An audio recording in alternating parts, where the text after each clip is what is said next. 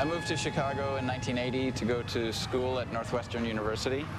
And Northwestern is in Evanston, which is just north of Chicago. But it's connected to Chicago by the L trains. So I would take the L train into the city on weekends or when I had time off. And I would go to, there was a record store called Wax Trax, sort of a social center for all the musicians. While you were there, you would meet people and you would find out about parties or shows or whatever, and there would be flyers up for shows. And so through that connection, I started going to shows and I started meeting people in the music scene in Chicago. I imagined that when I came to Chicago, it would be a big, exciting city full of bands and music, like a kind of a big scene, but it was a few dozen people,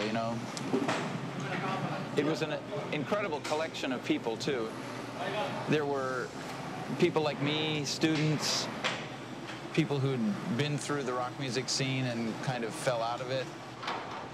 There were also, there was a criminal element. There were drug dealers. There were hustlers.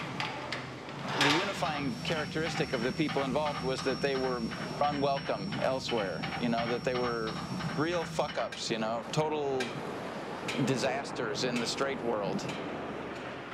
In the punk scene, all these different kinds of people, immigrants and faggots and criminals and intellectuals and people who were like slightly insane, like all of these people came together and were able to express themselves and create stuff that was really powerful and really beautiful.